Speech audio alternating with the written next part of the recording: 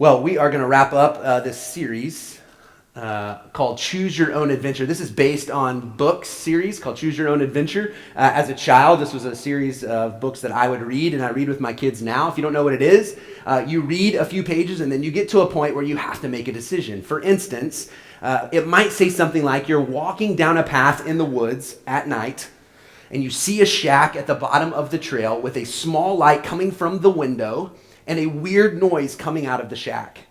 Do you A, go find out who's in the shack and what's going on, or do you B, turn around and run home? And so as I read these with my kids, I'm always like, okay, so what would we do in real life, right? We'll read the story, we'll find out who's in the shack, but please tell me you would run, that you wouldn't actually investigate what's going on in this shack. But you get to the point where you choose, you make a choice. And we've talked over the last couple weeks how we have an opportunity to make choices. You make tens, hundreds, thousands of choices every day, every week. In your life, you will make thousands of choices, and these choices aren't always insignificant. Sometimes they don't carry a lot of weight, but oftentimes they do. And so we talked last week about this idea, or 2 weeks ago, we talked about discipline or disappointment. How we begin to have some discipline in our lives, in our health, in our relationships, and our work. That discipline actually leads to growth, but oftentimes when we don't have discipline, it leads to disappointment and regret. And then last week we talked about submitting or resisting. Do we submit to the control and the rule of God and trust Him, or do we resist that? Do we hold on to our lives in a lot of the areas? Craig Groeschel, who is an author and pastor in Oklahoma City, he wrote a book called Divine Direction. And he says the stories that you'll tell in the future will be based on the decisions that you make today. The stories that you're going to tell in your future are based on the decisions that you make today. And so how can we begin to make good decisions, and how do we choose between some of these things in our lives? Today we're going to end this series with what I think is one of the most important decisions that we can make. It's going to lead to health in your own life. It's going to help you to live on purpose in what God's created you to do. It's going to help us as a church, and I believe also as a community. I have an 11-year-old daughter. Her name is Kennedy. And if you've been around here, I've talked about the fish that we've had and killed and then got, and that what that journey looks like. And so my daughter came to me not too long ago and said, I think I'm ready to move on from fish, and I want a leopard gecko. And I'm thinking, fish die, and it's kind of like, okay, fish die. A gecko dies. It feels a little harder to take. And so I said, well, if you're going to do that, you have to sell your fish and your tank, and you have to pay for everything. And I'm like, oh, this is gonna give me some time. And it did not. We found someone to buy her tank and her fish. She saved up all her money. And so we went and bought a little leopard gecko on Friday night. My wife's gone, so we bought a gecko. And she's on retreat with many other ladies from here. And so we went and bought this little leopard gecko, and we got it home, and it's only like 4 inches big, and it's really sweet, and we got it on Friday, and Kennedy's holding it, and we put it in its tank, we get everything set up, and Saturday morning at 7 a.m., my daughter busts into my room crying, weeping, and yes, you're thinking exactly what I was thinking. I was like, we killed this thing already? Like, we've had it for like 12 hours, and it's gone. And I'm like, what's going on? And she says, it hissed at me. It screamed at me, and I'm like, I have no idea what you're talking about. And so I do, when I don't know what's going on, I Google it and do a little search. And I just in case you don't know, this is not my gecko, but this is what it sounded like.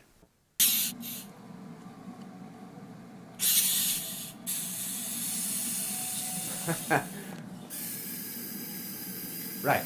So scary, right? So this was in my daughter's hand, in her face, when it decides to scream at her. And as you can imagine, it freaks her out. And so over the last 24 hours, my daughter has been afraid of this gecko. There's this fear that she's had. And so she keeps telling me to hold it. And I have a little bit of fear as well, right? And so we're slowly putting our hand in this tank and trying to have courage to get this thing used to us again. But it's hard. So here's what my daughter has to choose in these moments, and myself included, is do we choose courage or do we choose fear?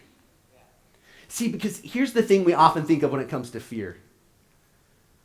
We think fear is just the absence of the things that cause us to be afraid, right? So if we could get rid of fear, it just means those things are no longer present. But to have courage means that we do what is good and we do what is right and we do what we know we're supposed to do in the midst of the fear, right? It's not that the fear is going to always go away.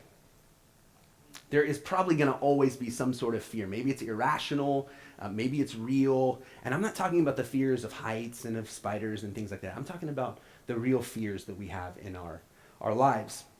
And so today I want to take a look at that. And so, again, I'm not just talking about how do we eliminate fears, but how do we deal with the fears that we have? How can we choose to have courage in the midst of those fears? See, culture is going to tell us, and we're going to see something very different today, but culture is going to tell us when you're afraid, then just will yourself to do better. Culture, reading, stories that we see are going to tell us that just increase the self-esteem, to think more of self. If you do that, then you'll be able to deal with fears. But what we're going to look at today is very, very different. We're going to look at maybe, I think, the most well-known story in the Bible. If you're new to church, maybe you've never read the Bible, you will have at least heard of this story. You've heard of the concept of this story. And we're going to look at the story of David and Goliath. Now, the temptation to as we look through this is going to be like, well, I've heard that so many times. I know that story, but I think we're going to hear it a little differently today, because what often happens is we put ourselves in the story and we make ourselves David and Goliath is our giant. So we're going to look a little bit at that, but there's something much bigger that's going on. And so I'm going to read it. It's not going to be on the screen at first because I'm going to jump around a little bit, but if you don't own a Bible, if you didn't bring one with you, if you don't have one on your smartphone, you can grab a red Bible around you somewhere. 1 Samuel, it's at the beginning of the Bible. And so you can read along if you want. I'm going to go through this and pull out a few things.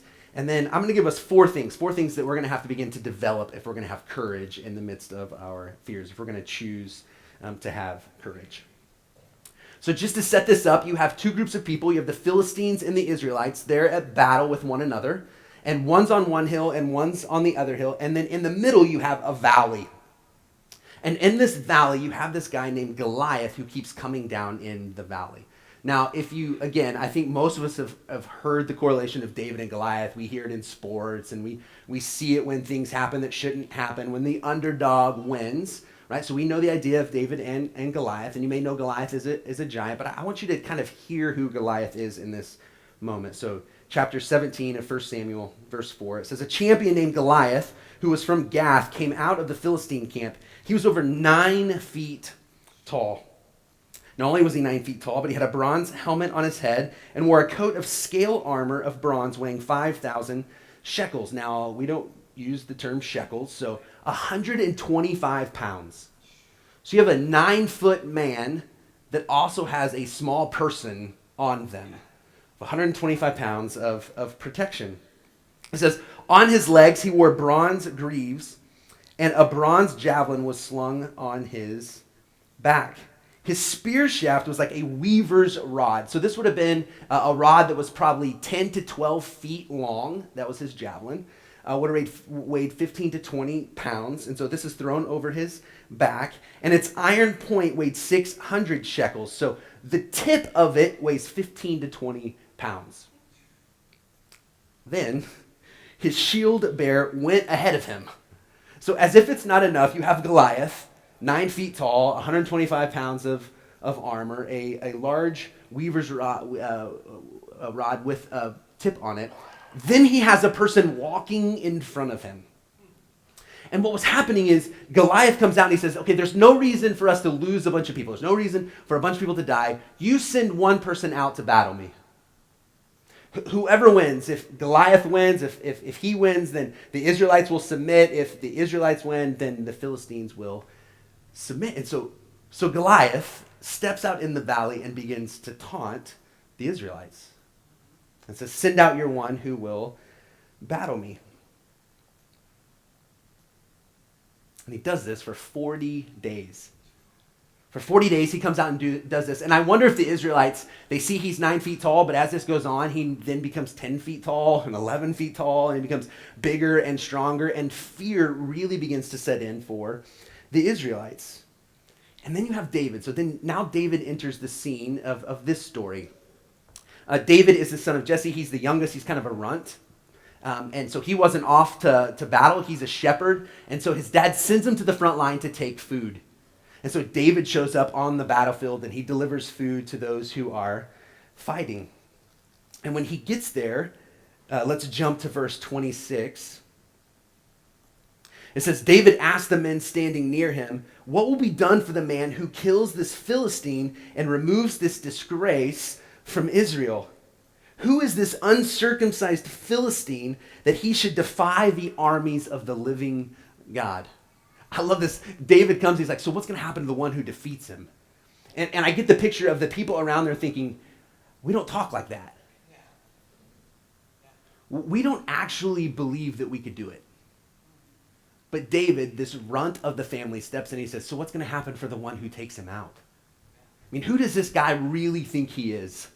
That he would come and he would defy the army of the living God.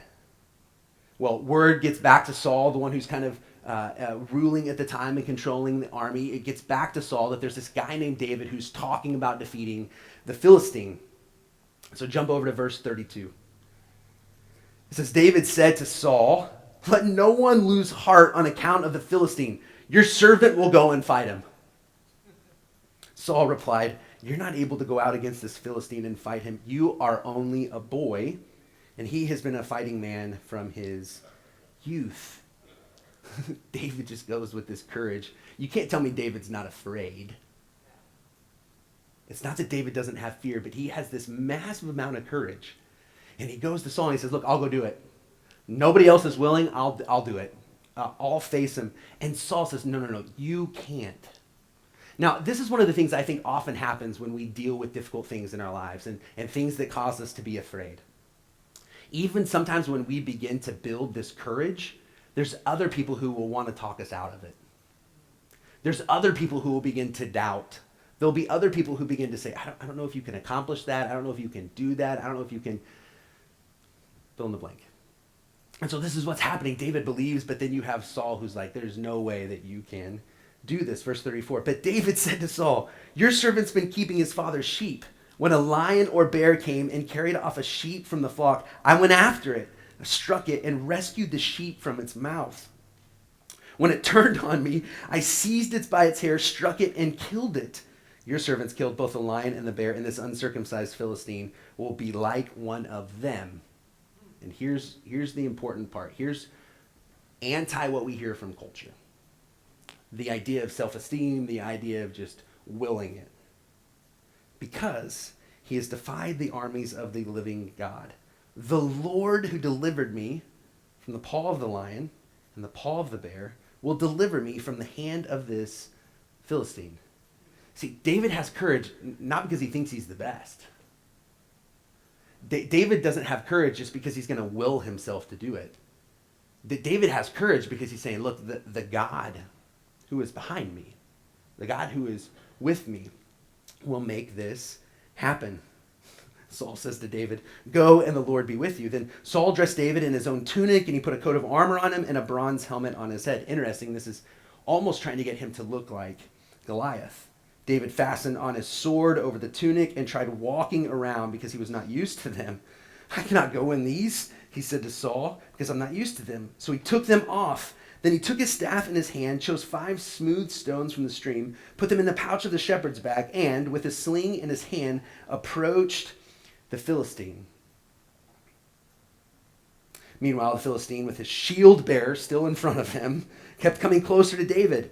He looked David over and saw that he was only a boy, ruddy and handsome, and he despised him.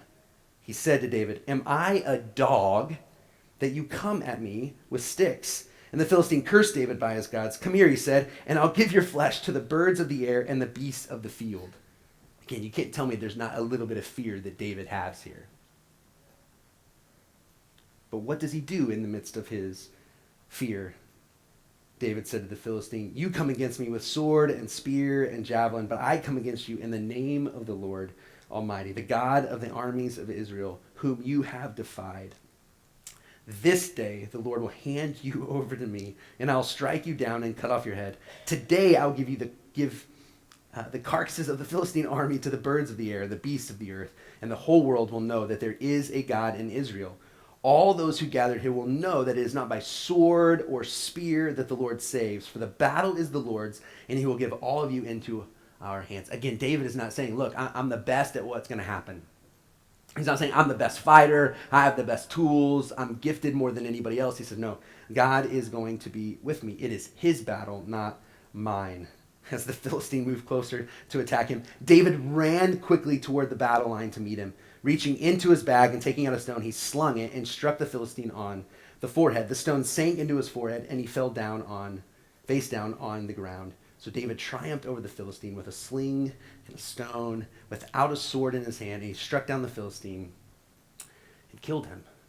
All right, so we're going to unpack this just a little bit. So 4 things that I think we're going to have to do if we're going to begin to develop courage in our lives with the things that scare us, the places that bring fear, the unknown, the things we think God is calling us to do, the things that are good and right, even when we feel like we can't accomplish it. So to develop courage, we're going to have to do this. We're going to have to see the big picture.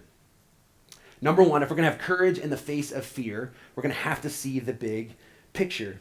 So much of life is spent looking at what's immediate. And so much of life is looking at just what's around us right now. It's kind of the idea of blinders on a horse, or the analogy I often use with people as they talk to me and they're dealing with fear and anxiety and worry and stress and all those kind of things, is they begin to live life like this. So you only see what is right in front of you. And it's hard to see the whole picture. But if we jump back in 1 Samuel 17:26 and then 45 through 47, David is able to see the big picture. David is able to see what's going on, and that this is much more than just a battle. And David knows that God is with him. Verse 47, all those who gathered here will know that it is not by sword or spear that the Lord saves. For the battle is the Lord's, and he will give all of you into our hands. See, David's saying, look, this isn't about me. This is something much bigger than myself. God is doing something. He has called me to do something. He has put me in a position to do something. And even though I'm afraid, I'm going to have courage. And the reason I have courage is because God is with me. See, David has courage that's been produced by faith. Right? If we're going to have courage, it's going to take a massive amount of faith, a faith that knows that God's going to come through for us. So I believe, specifically if you're a Christian, if you're a follower of Jesus, I know not everyone in here would say that today. But if you are, I think there's some things in our life that cause us to be afraid. Again, the afraid of the unknown, the afraid of maybe people, the afraid of whatever that might look like. But I think what often happens is the fear isn't really about ourselves. The fear isn't really about what could happen. I think the fear often comes back to, will God do something? Right? So I don't even know if the fear is something that we can control unless we begin to have faith. And we believe that God will see us through this. And so what we have to do, and what I think David does here, is he fixes his eyes on God. Not on himself or his circumstances or his situations. And how can he do this? Well, the second thing to develop courage is you have to have a good memory. You have to have a good memory.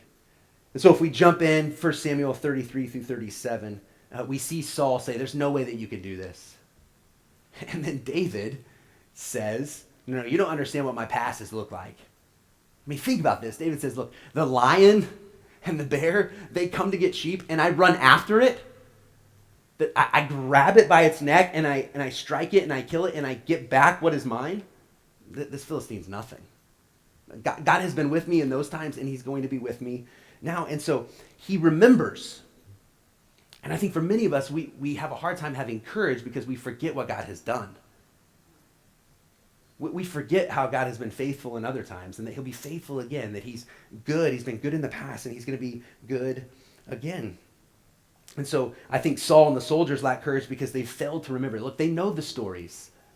They know what God has done in the past for their families, for generations.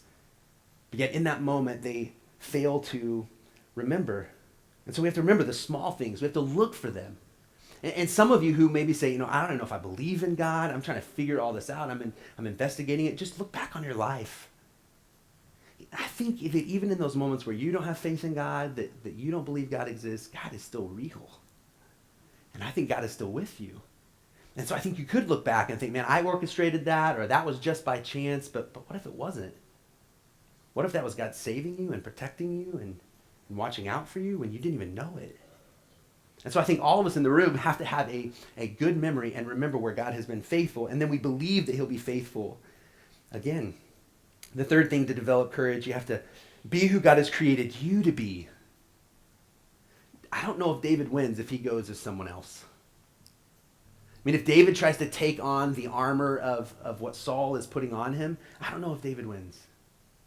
David says, look, I know what God has done in me. I know the gifts that he's given me. I know the talents that I have. I'm going to stick with that. And I think for many of us, the reason this is hard is because we're always comparing. And we think that God may be leading us in a direction. We think that maybe God is asking us to do something, and we begin to question, can I really do that? Can I really accomplish that? Could God really use me to do that? And so we question, and I think the reason we do that is because we compare, and we think, well, I'm not like them. I don't have the faith that they have. I haven't been as Christian as long as they have. I don't have the resources that they have. And so we can compare. And look, I do this. I follow some pastors who lead very large churches around our country. They're kind of famous pastors, and I watch them on social media, and I see what they're doing, and there's these moments where I'm like, man, I don't know if I could do what God's called me to do. And the reason I begin to question is because I think I could never be like them. But God's not asking me to be like them. God is asking me to be me. God is asking me to use the gifts and talents that he's put in my hands. And the same is true for you. Don't worry about the other people, what they're doing. Don't compare with other people. Don't try and be someone that someone else is trying to get you to be. But how are you uniquely gifted? What talents has he given you? What passions has he put in your heart? What is he asking you to do with those things? And so you're given these things. You're given gifts and talents and abilities. Use them. Have courage that God is going to use you using those things to do good works. So he's put you in a position for a reason. Just be you. Not a better version of you, right? So this is where we toe that line of saying like, okay, so I'm going to be me and I'm going to rely on myself and I'm going to believe that I have a strong self-esteem, and that's not what I'm saying. We have to understand who the giver of these gifts are. We understand that God has put things in our lives, and we begin to use those. And then the fourth thing, if we're going to develop courage, we have to take action. We have to take action. So we see that David, I love this part of the story. It's kind of glossed over, I think, in a little bit, but you have the Philistine who begins to come, and it says that David runs at him. Right? David goes right into the midst of the conflict, I'm guessing with fear. He has courage. He has courage that God is with him. And so I think what happens here is action begins to breed confidence. Action breeds confidence, and then confidence leads to courage. And it leads to action. Inaction breeds doubt, and doubt leads to fear. So you have the soldiers who for 40 days, they see Goliath come out and taunt them, and they do nothing. They begin to doubt. They begin to wonder, is there anything we can do? And so I want to make this really, really tangible. I want to try and make this to where you kind of have to make a decision today of what maybe God is asking you to do something and what action to take. The first thing is, if you're taking notes, maybe you want to put this under that area, is maybe he's asking you to stay. He's asking you to stay, and he's asking you to have the courage to stay when it would be easier to go. The courage to stay when it would be easier to go. In what area of your life is God saying to stay, to wait, to not give up, to not give in? Last year, we partnered with the St. Louis Area Food Bank to feed kids here. So every day last summer, we provided a meal for kids in the community, and it didn't go well. We believe that everything's an experiment, and we want to figure things out, and things are going to fail. Things that we try may not always work. And so this year, we're like, okay, we have to do this different. And so I met with the St. Louis Area Food Bank. I met with one of the leaders in the Hazelwood School District who's kind of a decision maker, but several people above her, and we had a conversation, and we said, let's just bring lunch to every kid in elementary who's doing summer school. We'll provide all the volunteers. St. Louis Area Food Bank is going to provide the food. We just need you to help us by letting us in. And so they take it and they take it to the district superintendent and they take it to some of the assistant superintendents. And the response I get back is they have decided not to do it. They've said no. So I begin to wonder, I really feel like this is what we're supposed to be doing. And it'd been much easier just to say, okay, well, we'll figure something else out. But I know the need and I know the opportunity. And so I don't take it. Not disrespectfully, but I just say, hey, can I meet? And so I get a message to the district superintendent of the Hazelwood School District, and I say, can we just meet? Can we talk about this? And I was a little afraid. She's already said no. People have already said no. And so I go into it with a little bit of fear, but have courage because I know this is what God's calling us to do. And so I stay there. I stay in that place instead of moving on when it would have been easier. And I have a meeting with her and 2 other assistant superintendents, and we talk about what this might look like. And now the door's open, and so it looks like that might take place, but that wouldn't have happened if I would have just taken the no. And so there's times in our lives where we need to stay. With your family, when things get difficult and it's going to be easier to pull away, it's going to be easier to leave, stay. And I know every situation is different. I know there's abuse, and I know there's been times where you've tried to make it work, and I understand that. But have you stayed? Have you done all that you can do? Or your job? May be easier to leave, but maybe he's asking you to stay. Or action number 2, to go. Maybe he's asking you to go, to start something, to do something different, to change jobs, to go back to school. Maybe there is this call on your life right now to go, and you're afraid of what that's going to look like. Things are going to change. Things may become difficult, but maybe there's this invitation for you to go. To go have a difficult conversation. To actually deal with the conflict that's in your family or in your life, with your boss, with an employee. That actually you need to go, that's what's best. And you're afraid, you don't know what to say, you don't know how they're going to respond, but have courage. If God is asking you to do that, then he'll be with you. Or to pray for someone. Maybe it's a stranger and you overhear that something's going on in their lives and you've had this experience where you're like, I think I should pray for them, but you're afraid. What if they don't want it? What if there's pushback? But maybe he's asking you to go. I want you to know that we come to this place not to become spiritually fat. We gather in this place to encourage, to equip, to support, to challenge, to go. That every one of us are being asked to go. That you're being called and you are sent into where you live, where you work, with your family. He's asking all of us to go. So where is he asking you to go? What is he asking you to do? The third thing that he may be asking you to do and to take action is to ask for help. This sometimes can be the scariest thing. To ask for help. To find a counselor. To meet with me or another staff member. I think that secrets are dangerous. The secrets are dangerous, that they grow in darkness. When there's no light that is shined on them, they grow. And so maybe right now the invitation is for you to ask for help. We don't ask out of fear of what other people will think. What if people know we're seeing a counselor? And I've been really open with this, that I've seen a counselor over the last couple of years to deal with anxiety and some things from my past. It doesn't make you weak. I actually think it makes you wise to ask for help. So what area of your life do you need to ask for some help? And then the last thing is maybe the action is to do hard things. To do hard things. To press into some of those things in your life that you'd rather just avoid. Whether it's conversations or choices or changes, you need to have the courage to do those things. See, fear paralyzes our faith because we begin to believe in the what ifs. If I do that, what if this happens? And so it paralyzes our faith because we believe in the what ifs instead of the God is. We believe in the what if could happen instead of God is going to be with me and God is going to make this happen. It may look different than what you expect, but God is with you. And so when we don't do these hard things, we don't say the hard things, it often leads to some other problems. Jealousy, anxiety, bigotry, and hatred. When we cling to fear and we fail to choose to have courage. And so we fight against these things. Now, this is where the story might look a little different for you today. I just want to wrap up with this. I think we're really a lot like the Israelites in this story.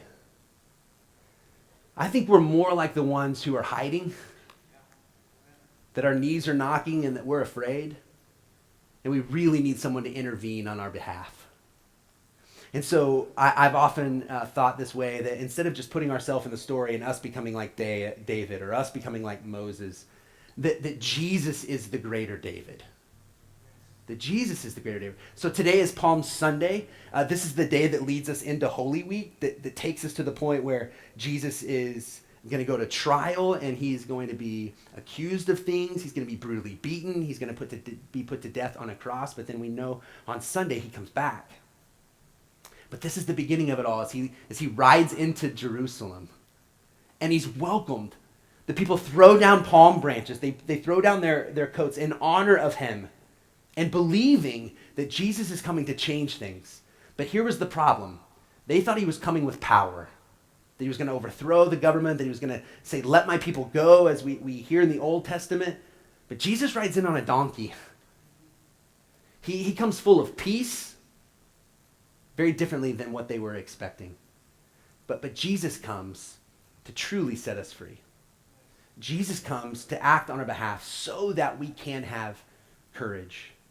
So in the midst of times that we're afraid, when we're fearful, we know what Jesus has done on our behalf. That when he goes to a cross and he pays for everything, not only is it for the forgiveness of sins, but it's for power as well. That it changes everything. And so on Palm Sunday, this sets us up. This sets us up to understand that we can have courage, because what happens with those people is their chance of Hosanna, of save us, quickly go to crucify him. They were afraid of Rome. They were afraid of what might happen if they partner with him. You have a guy named Peter who follows Jesus. He saw the miracles and he heard the teaching, but yet in that moment he denies even knowing him or being with him. He gives into the fear of the what ifs instead of who God is. I hope you'll join us on Friday, and you'll join us on Sunday as we see this picture take place of what God does on our behalf through Jesus. That as people begin to choose fear over courage, that doesn't have to be true for us. That doesn't have to be true for you. Whatever you're afraid of, whatever fear you might have, I hope that you'll choose courage. We've been wrapping up our services with a benediction, with a song, with a blessing. And so Greg's going to come and sing this. And so I hope these words are starting to sink in, if you've been here for a while, that they don't become just things you say, but things that you actually believe. And if it's something you want in your life, as a symbol, you can raise your hands, open your hands as a sign of saying, I want that for myself. So today, if you want courage to do what God has called you to do, then today we choose courage over fear. Not that fear goes away, but in the midst of the fear, we choose courage. Would you stand? And I'm going to pray for us, and then we'll close by singing. God, help us. I know areas of my life where you're calling me to go, or you're calling me to stay. You're calling me to ask for help, and you're calling me to do hard things. And Lord, there's sometimes I give in to the fear of the what ifs. I can't do that. I can't say that. I can't be that person. And so, Lord, I pray that you'd help me, you'd help all of us choose courage over fear. Believing, not that we're good enough, not that we'll just will ourselves to it, but actually believing that you're with us. That this battle is not ours, but it's yours. And that you win. God, would you help us to choose courage over fear today? I pray this in Jesus' name.